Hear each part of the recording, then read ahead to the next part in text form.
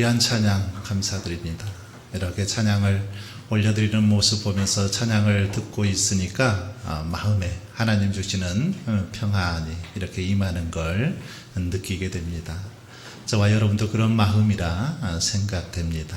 늘 하나님 영광을 위해서 수고하시는 우리 찬양대 원들 위해서 더 열심히 기도해 주시고 격려해 주시면 좋겠습니다.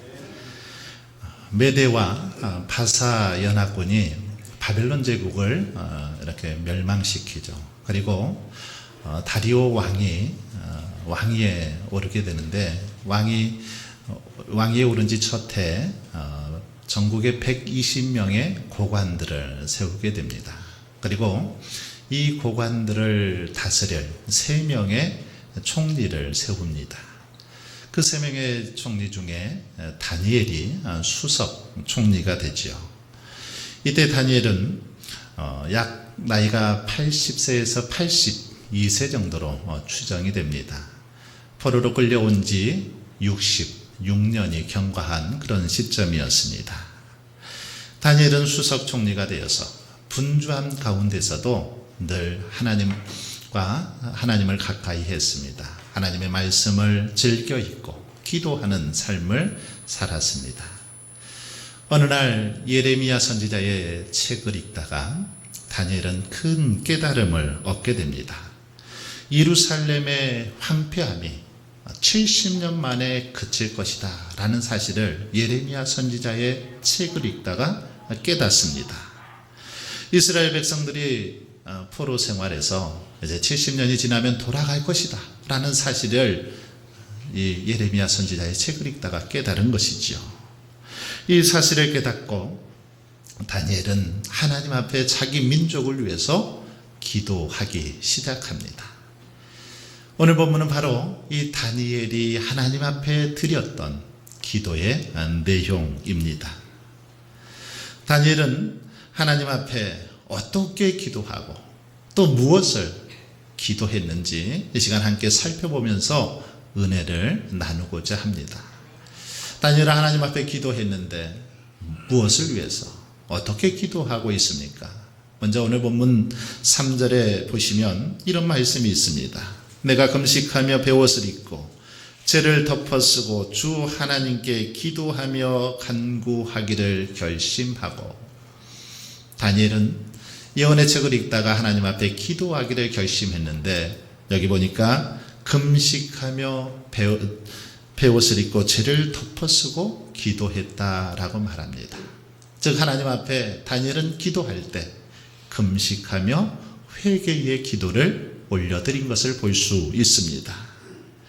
여러분, 다니엘은 하나님 앞에 기도하며 나아갈 때 회개하며 금식하며 기도했다라는 것입니다.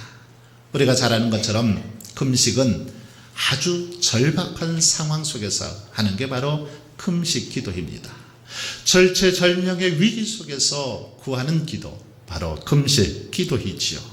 이것은 자신의 생명조차 포기하겠다, 생명까지도 다 내어놓겠다, 이런 결단으로 드리는 기도가 금식 기도입니다. 또한 다니엘은 베옷을 입고 죄를 뒤집어 쓰고 이렇게 기도했는데 이것은 하나님 앞에 철저히 회개하는 기도입니다. 자신의 모든 것 다 내려놓고 하나님 앞에서 그렇게 겸손한 자세로 기도하는 그 기도의 모습을 이렇게 표현하고 있다라는 것입니다. 이처럼 다니엘은 선지자로서의 책임감을 가지고 자기 민족의 죄악을 위해서 회개하는 그런 겸손한 태도를 가졌습니다. 왜 그렇습니까? 자기 민족을 위해서 금식하면서 간절하게 기도하는 것, 왜 그럴까요? 그것은 자신이 마땅히 해야 할 것은 바로 기도라는 사실을 깨달았기 때문입니다. 자신에게 주신 사명, 이것은 기도라는 사실을 다니엘은 알았기 때문에 이렇게 자기 민족을 위해서 기도하기 시작했다라는 겁니다. 당시 메대와 바사 제국의 수석 총리였습니다. 다리오 왕으로부터 전폭적인 신뢰를 한 몸에 받는 사람이 바로 다니엘이었습니다.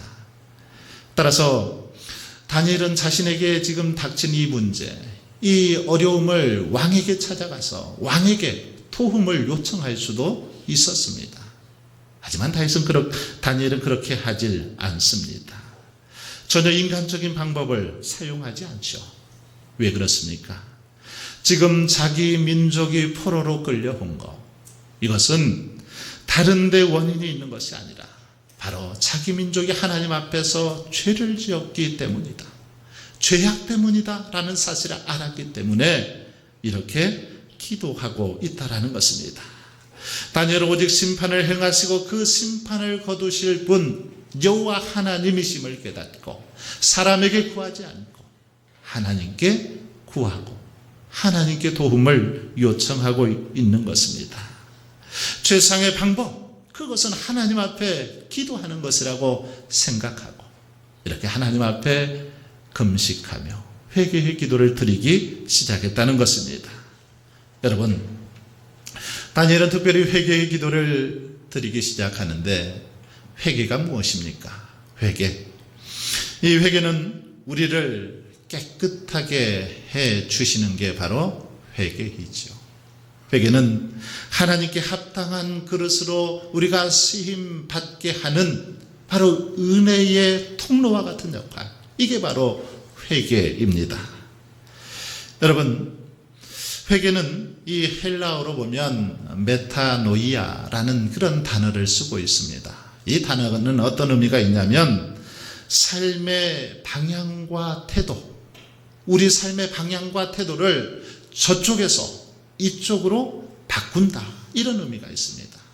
우리의 삶의 방향과 태도를 바꾸는 것, 이게 바로 회개라는 것입니다. 즉 회개란 단순히 그냥 잘못했습니다 이렇게 말하는 정도가 아니라 우리의 삶의 태도, 우리의 행동을 하나님 앞에서 온전하게 바꾸는 것이 바로 회개라는 것입니다. 이것은 길을 가던 사람이 잘못 길을 갈 때 어떻게 합니까? 차를 유턴을 하죠. 유턴 구역에서 유턴을 해서 다시 돌아오는 것과 같은 거라는 겁니다. 단지 입술의 고백만이 아니라 입술로 잘못했습니다 라고 그냥 말 한마디로 그렇게 회개하는 것이 아니라 우리의 삶의 모든 태도, 자세, 행동, 이것을 하나님 앞에서 바꾸는 태도, 이게 바로 회개라는 것입니다. 지금까지 하나님의 뜻대로 살지 못하고 거짓과 불의와 일삼았던 그 모든 행동들로부터 온전하게 돌아서는 것, 이것이 참된 회개의 모습이라는 것입니다. 이렇게 다니엘은 먼저 회개의 기도를 드리고 있는데 이것은 이스라엘 백성들이 지금 이렇게 포로가 된 것, 이스라엘 백성들이 이렇게 수치를 당하고 어려움을 당하게 된 것, 그것은 바로 자신들의 죄악 때문이라는 것을 알았기 때문입니다. 자신들이 하나님 앞에 범죄한 결과로 이렇게 지금 포로로 끌려왔고 수치를 당한다는 사실을 알았기 때문에 하나님 앞에 자기 민족의 죄악을 회개하고 있다라는 사실입니다. 그래서 죄의 문제를 해결하면 자연스럽게 회복될 것을, 자기 민족의 모든 것들이 다 회복될 것을 깨달았기 때문에 그렇게 다니엘은 하나님 앞에 회개의 기도를 먼저 드리고 있다는 사실입니다. 여러분, 그렇습니다. 어떤 어려움으로 인해서 우리가 고난 가운데 처할 때 우리들이 제일 먼저 해야 될 것이 있다면 먼저 하나님 앞에 회개하는 것이 급선무라는 것입니다. 하나님 앞에 회개할 때 우리 안에 모든 문제도 자연스럽게 회복되더라는 것입니다. 오늘 본문에 보면 다니엘은 관계 회복의 기도를 드리기에 앞서서 5절과 15절에 보면 많은 부분을 할애해서 하나님 앞에 회개의 기도를 드리고 있는 걸 볼 수 있습니다. 하나님 앞에 회개 기도를 드리고 있습니다. 사실 다니엘의 기도 내용을 자세히 보면 총 15절 가운데 3분의 2 이상 11절이 회개와 관련된 그런 내용입니다. 그리고 관계 회복을 위해서 기도하는 것은 4절에 불과합니다. 왜 그럴까요? 회개의 기도야말로 하나님과의 관계를 바로 회복하는데 필수 요소이기 때문이라는 겁니다. 회개의 기도야말로 하나님의 응답을 보장받는 바른 기도이기 때문이라는 것이요. 3절을 다시 보세요. 다니엘이 하나님께 어떻게 기도합니까? 내가 금식하며 베옷을 입고 죄를 덮어쓰고 이렇게 기도했다고 합니다. 다니엘의 이런 기도 자세, 회개의 모습을 잘 보여주고 있습니다. 하나님 앞에 철저히 자신과 자기 민족의 죄악을 회개하고 있는 모습을 이 말씀을 통해서 잘 보여주고 있다는 것입니다. 여러분, 다니엘은 다리오 시대의 제국의 총리 자리에 있던 그런 사람입니다. 그는 평소 자색 옷을 입고 목에는 금사슬을 걸고 만인이 우러러보는 자리에 늘 앉아있던 사람, 서있던 사람이 바로 다니엘입니다. 그런 그가 금식하며 베옷을 입고 죄를 덮었었다라는 것, 이것은 하나님 앞에서 자신이 연약한 죄인임을 시인하고 인정하고 고백하는 것입니다. 그러면서 자기 자신을 철저하게 낮추는, 내려놓는 그런 모습인 것입니다. 여러분, 참으로 다니엘은 기도가 몸에 밴 그런 사람이었습니다. 하루 3번 늘 하나님 앞에 기도했던 사람입니다. 시간을 정하여 어떤 위협 앞에서도 어떤 어려움 앞에서도 기도하기를 멈추지 않았던 사람, 바로 다니엘입니다. 이렇게 다니엘이 기도할 때 하나님께서는 그의 기도에 응답해 주셨습니다. 23절 말씀을 보시면 가브리엘 천사가 나타나서 내가 기도를 시작할 즈음에 명령이 내려졌다, 이렇게 말하고 있습니다. 다니엘이 기도를 시작할 즈음에 하나님께서 그의 기도를 응답하셨다라는 말씀입니다. 여러분, 이 말씀을 통해서 다시 한번 응답받는 기도의 모습은 바로 참된 회개의 기도라는 사실을 우리는 잘 알 수 있습니다. 그렇습니다. 하나님은 회개의 기도를 잘 응답해 주십니다. 우리가 열심히 기도하지만 응답되지 못하는 이유, 그것은 하나님께서 우리의 기도를 듣지 않기 때문이 아니라는 것입니다. 우리의 기도를 듣지 않아서가 아니라 우리가 죄악을 품고 여전히 그 죄악의 모습으로 기도하기 때문에 기도가 막히더라는 것입니다.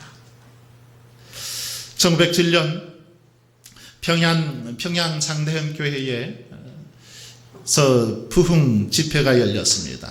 말씀을 선포하던 길선주 장로가 온 성도들 앞에서 자신의 죄에 대해서 통해 자복을 했습니다. 나는 아간과 같은 자입니다. 나 때문에 하나님이 축복을 주실 수가 없습니다. 1년 전에 내 친구가 임종하면서 나에게 그런 부탁을 했습니다. 길장로, 나는 이제 세상을 떠날 것이니 내 재산을 좀 잘 정리해 주시오. 내 부인은 이 셈이 약해서 재산을 잘 정리할 수 없어. 그렇게 부탁을 했다는 것입니다. 이 부탁에 길선주 장로는 그래, 내가 잘 돌봐줄 테니 걱정하지 말게, 염려하지 말게 라고 대답했는데, 미망인의 재산을 정리하는 과정 속에서 자기가 몰래 $100 상당의 그 재산을 사용했다는 것입니다. 그런데 바로 이것이 예배 중에 생각난 겁니다. 그래서 온 성도들 앞에서 자신의 이 죄에 대해서 잘못을 고백했습니다. 나는 하나님의 일을 방해했습니다. 하나님의 영광을 가리었습니다 하고 성도들 앞에 죄를 자복하면서 내가 그때 그렇게 몰래 사용했던 $100 내일 아침에 그 부인에게 가져다 주겠습니다. 성도들 앞에서 그렇게 자신의 죄에 대해서 참회했습니다. 길선주 장로의 회개가 시발점이 되어서 온 성도들이 그때부터 회개하기 시작했습니다. 밤새도록 가슴을 치면서 회개의 눈물을 쏟아내기 시작했습니다. 바로 이것이 1907년 평양 대부흥의 시작입니다. 한 사람의 회개가 전 국민의 회개 운동으로 그렇게 확산되었다라는 것입니다. 길선주 장로 한 사람이 하나님 앞에 회개하게 되니까 그를 통해서 많은 사람들이 감동을 받게 되었고 함께 회개할 때 하나님의 풍성한 은혜가 그곳에 임했고 교회가 부흥하고 발전하는 놀라운 역사가 일어났던 걸 볼 수 있습니다. 아프리카 콩고의 웸바라는 이 한 마을 전체가 주님 앞으로 한꺼번에 다 이렇게 돌아오는 그런 놀라운 일이 있었습니다. 그런데 여러분 그것은 선교사들이 열심히 사역을 했기 때문에 헌신했기 때문이 아닙니다. 성경을 잘 가르쳐서 복음을 잘 전해서 그런 것도 아니었습니다. 그것은 그 마을에 사는 이 세 사람들의 모습 때문이었습니다. 어느 날 저들이 모여서 뜨겁게 기도할 때 성령께서 두 여인의 마음을 아주 강력하게 사로잡았습니다. 그중 한 여인은 그 교회에서 제일 봉사를 열심히 하던 그런 부인이었습니다. 이것저것 교회 안에서 참 많은 봉사를 했습니다. 그런데 이 여인은 교회에서 어느 날 성미 한 자루를 가져다가 그냥 자기 집에서 그렇게 사용을 했던 적이 있습니다. 그런데 은혜를 받고 보니까 이것이 마음에 찔렸습니다. 그래서 이것을 교회에 가지고 와서 사실 저는 교회에서 이렇게 성미를 한 자루 가져다가 몰래 사용했습니다. 저는 죄인입니다. 하고 온 성도들 앞에서 회개했습니다. 저를 용서해 달라고 죄인이라고 회개했습니다. 그랬더니 또 한 여인이 저는 남의 집에서 일을 하는 사람인데 주인 몰래 계란 한 줄을 가져다가 사용했습니다. 저 또한 참으로 죽을 죄인입니다. 라고 그렇게 회개하기 시작했습니다. 이어서 어떤 남자 한 분도 저는 서점을 하고 있는 사장입니다. 오래전에 선교사님과 교제하면서 그 집에 놀러 갔다가 선교사님 몰래 성경책을 한 권 가지고 나왔습니다. 그것을 다시 돌려드리겠습니다. 회개합니다. 라고 그렇게 회개하기 시작했다라는 겁니다. 이렇게 교회 안에서 진실한 회개 운동이 일어났을 때 웸바 마을은 하나님의 거룩한 정말 마을로 그렇게 되게 되었고 마을 전체 사람들이 예수 그리스도를 영접하고 변화받는 그런 놀라운 역사가 일어났다는 사실입니다. 여러분, 이사야 선지자는 오늘 우리를 향해서 이렇게 권면하고 있습니다. 악인은 그 길을, 불의한 자는 그 생각을 버리고 여호와께로 돌아오라. 그리하면 그가 긍휼히 여기시리라. 우리 하나님께로 나아오라. 그가 널리 용서하시리라. 하나님께서는 오늘도 회개하는 심령을 기다리고 계신다라는 것입니다. 하나님 앞에 진실한 모습으로 자신의 죄악에 대해서 회개하고 철저히 자복하기를 원하신다라는 것입니다. 그래서 누구든지 하나님 앞에 우리의 죄악을 회개하고 용서함 구할 때 온전히 용서해 주신다라고 약속하고 있습니다. 긍휼히 여겨주시겠다라고 약속하고 있습니다. 그러므로 저와 여러분도 다니엘처럼 회개하며 겸손히 기도할 수 있기를 바랍니다. 그래서 날마다 하나님의 긍휼과 용서를 경험하며 날마다 하나님의 응답받는 하나님으로부터 기도의 응답을 받는 그런 은혜가 있기를 바랍니다. 두 번째, 다니엘의 기도는 관계 회복을 위한 그런 기도였습니다. 관계 회복을 위한 기도. 여러분, 인생의 모든 문제 어디서부터 비롯될까요?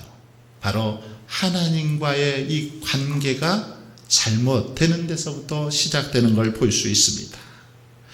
하나님과 관계가 어긋날 때부터, 그때부터 문제가 생기더라는 것입니다.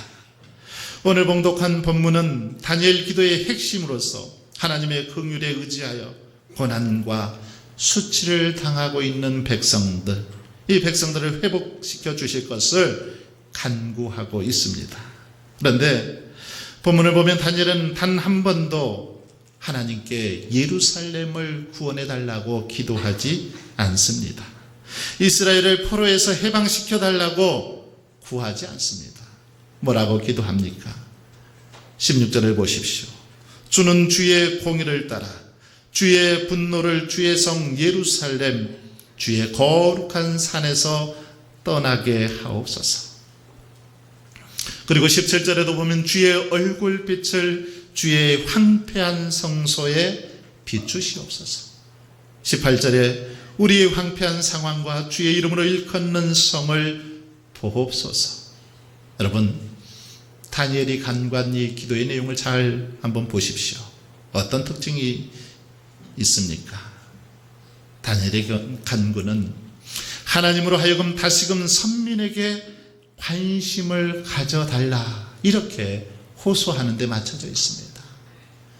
우리 백성들에게 다시금 주의 얼굴빛을 비춰주옵소서, 우리에게 관심을 가져주시옵소서, 그렇게 기도하고 있다는 겁니다. 말하자면 다니엘은 하나님과 이스라엘의 관계 회복을 위해서 지금 기도하고 있다는 사실입니다. 물론 하나님과 이스라엘의 관계가 깨어진 것, 이스라엘의 죄악 때문입니다. 그래서 그는 하나님의 은혜를 구하며 하나님과 합당한 관계를 회복시켜 주실 것을 간구하는 것입니다. 여러분, 다니엘의 이런 기도는 우리가 하나님 앞에 관계 회복을 위해서 기도하는 것이 얼마나 중요한지를 잘 깨닫게 해줍니다. 그럼 다니엘은 왜 선민을 회복시켜달라고 직접적으로 간구하지 않고 이처럼 선민의 관계를 회복시켜달라고 기도하고 있을까요? 왜 관계를 회복시켜달라고 기도하고 있습니까? 그것은 이스라엘이 당면한 문제가 하나님과의 관계에서 비롯됐기 때문이라는 겁니다. 하나님과 관계가 틀어졌고 깨어졌기 때문에 이런 문제가 발생했다는 사실을 다니엘은 알았다라는 것입니다. 그래서 이렇게 기도하고 있습니다. 그렇습니다. 이스라엘이 포로가 된 것, 이스라엘이 온갖 수치를 당하게 된 것, 바로 하나님과의 관계가 깨어졌기 때문입니다.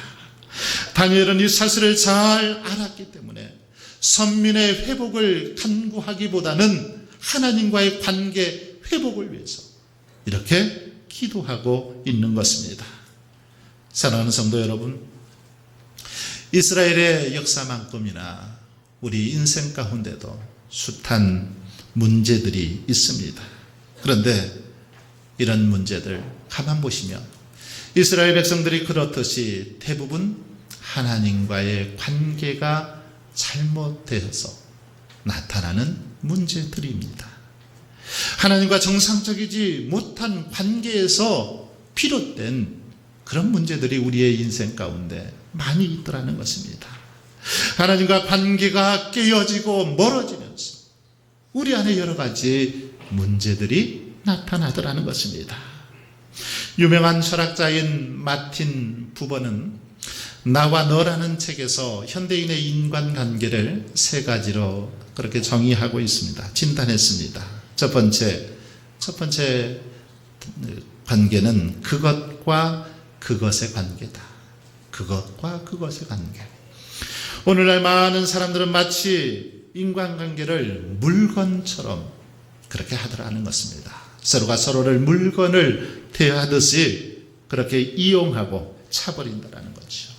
부부관계, 친구관계, 이웃들과의 관계가 인격적인 관계가 아니라 마치 내게 필요할 때만 사용하는 물건처럼 그런 관계를 맺으면서 살아가더라는 것입니다. 그런 관계로 전락했다는 것이요. 두 번째 관계는 나와 그것의 관계다라고 말합니다. 나와 그것의 관계. 이것은 상대방이 나를 물건처럼 이용해도 나는 상대방을 끝까지 인격적으로 대하는 그런 모습을 말합니다. 그때 나와 그것의 관계가 성립이 되더라는 것입니다. 그러나 이러한 인간관계는 세 번째 관계인 나와 너의 관계로 발전되어야 한다라고 말합니다. 나와 너의 관계. 이 나와 너의 관계는 나와 내가 서로를 인격적으로 대하는 그런 관계입니다. 나도 상대방을, 상대방도 나를 인격적으로 그렇게 대하는 자세입니다.